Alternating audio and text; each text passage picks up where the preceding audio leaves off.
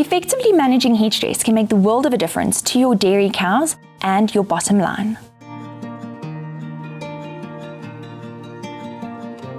No, shade alone isn't sufficient to effectively mitigate heat stress.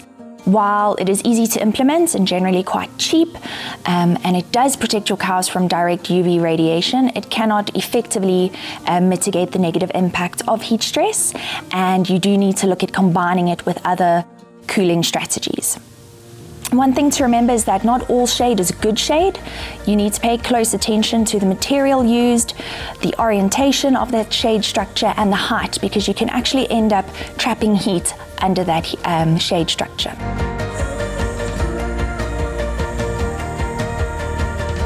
Prioritize methods that cool the cow down. The first and most simple one is to provide ample, cool and clean drinking water. You can then look at the use of direct cooling methods, so wetting your cows with sprinklers or soakers to promote evaporative cooling. Implementing fans with this is also very effective, so having fans kick in when a THI exceeds 68.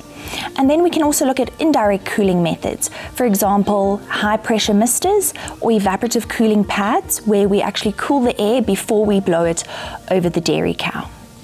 It's important to implement these in the housing, but in pasture-based systems, to actually provide this type of cooling in the holding area before and after milking. From a management perspective, handle your animals in the cool hours of the day. Milk animals in the cool hours of the day and optimize your milking process. And then, where possible, try and reduce walking distance for your animals, particularly your top producers.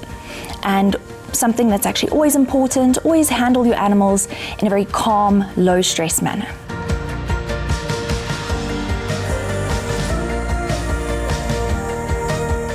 So firstly, we want to promote feed intake. Push feed up regularly, feed in the cool hours of the day, use palatants as well. Those can all help promote feed intake.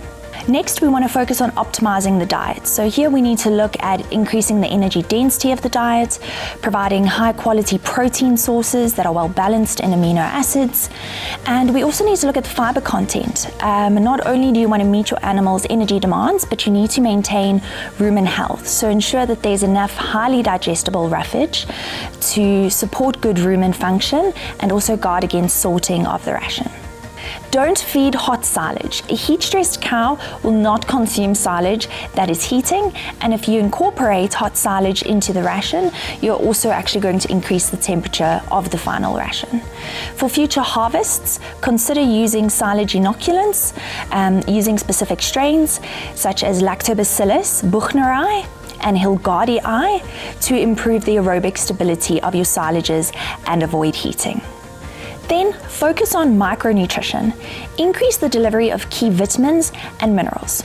So when we're discussing minerals, you want to increase the delivery of potassium, sodium, which can be lost due to increased urination. You also want to provide minerals like zinc, manganese, copper, and selenium to improve hoof health, immunity of your dairy cows, and also manage oxidative stress, which is stress at a cellular level. Vitamins are also crucial. Vitamins like niacin can actually help keep cows cool, and then vitamins A, E, and C also play a role in managing those antioxidant defenses. Lastly, of course, one must always consider feed additives. Remember, a little preparation goes a long way in beating the heat. Join us for our next video, in which we will discuss the long-term benefits of investing in heat stress management.